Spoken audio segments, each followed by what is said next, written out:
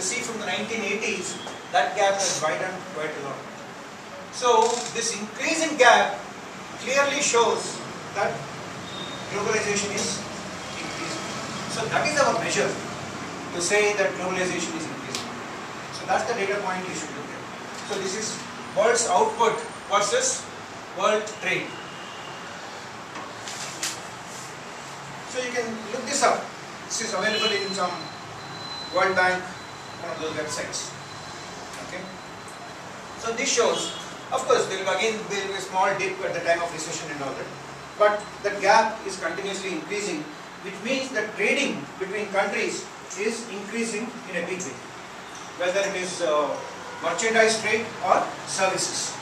And in fact, services trade now accounts for more than 25 to 30% of all trade, and that is expanding very, very rapidly.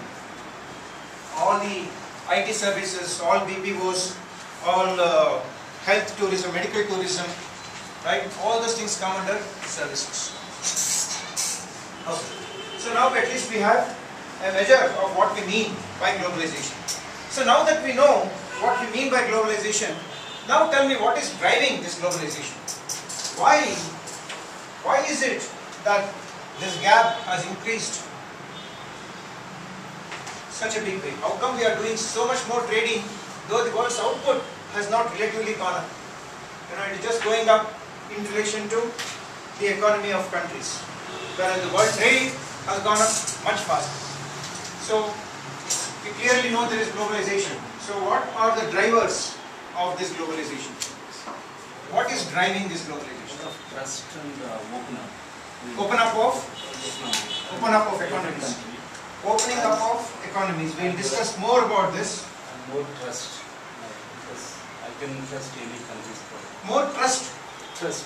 Trust in the sense I believe in China made product also. I like to buy. Maybe more consumption. More consumption. More consumption. So when do you do more consumption? When do you do more consumption? When you have more money. Disposable. What do we call that money? The money that is available for more consumption. There is a specific term. Disposable. Disposable income. Right? So you can say increasing disposable income. That means people now have more money to spend. We all spend more money on restaurants, than our parents ever used to. Right? Our grandparents maybe went to a hotel once in 1 year probably. We go twice a day. Cultural diversity also. Cultural diversity. How is that helping?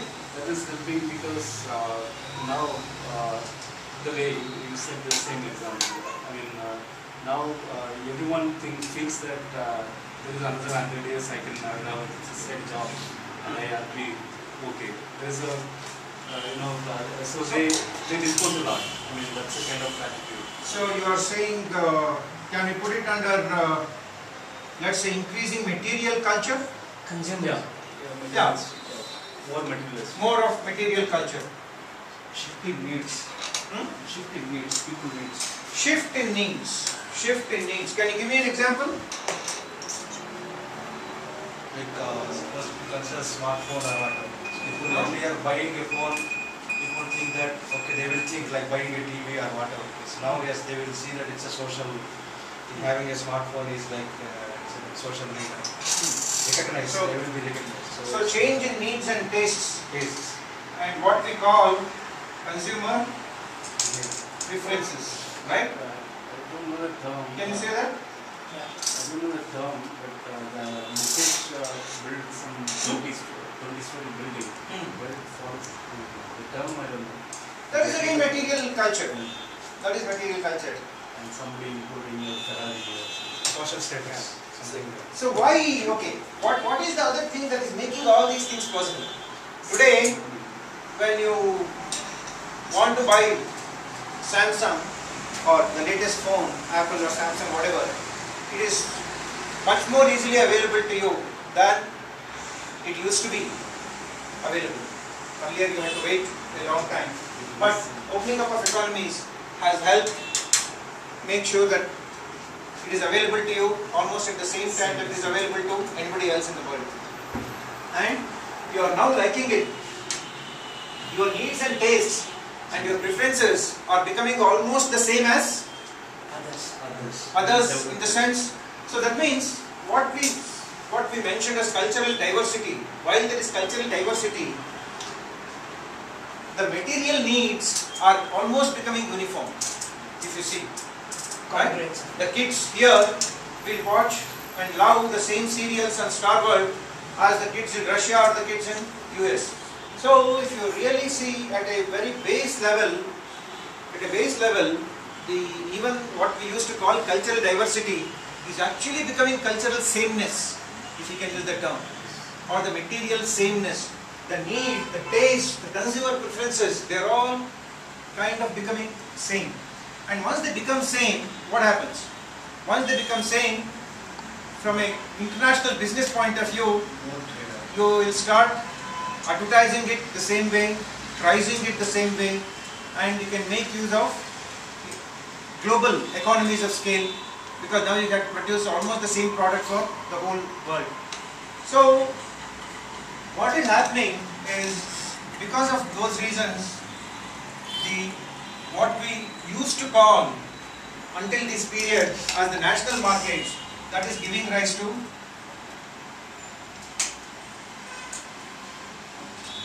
global markets. So that's what we mean. While doing business in a different nation may be a different challenge because of other reasons, because of language and foreign currency and all those things, from a marketing point of view, now we will not look at nations as disparate markets, but very homogeneous markets. So we look at things as global markets. So now when Uber does something, it will not look at saying, Uber, I want to start, only Uber is meant for only Europe. Now you create a product, the aggregation product or the platform that they are creating, they are saying this can be used anywhere, this is global, right? So the big change in mindset that we are seeing today is, earlier only the Unilever or IBM or the large companies, Caterpillar, those companies could afford to think globally.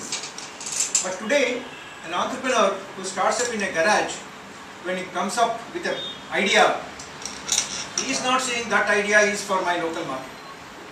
On day one, his idea is global. That is the big change in mindset that we are seeing. That's why, in fact, we are talking about international business. When I did MBA, there was no course called international business, because for a fresher it didn't make sense to know international business. Unless we join a big company and become a big manager after 25 years of work, you would have some connection with international business. But today it's not so. Everybody who starts anything thinks of a global market. So that's the big change that has happened today compared to earlier days. Okay. So coming back to drivers.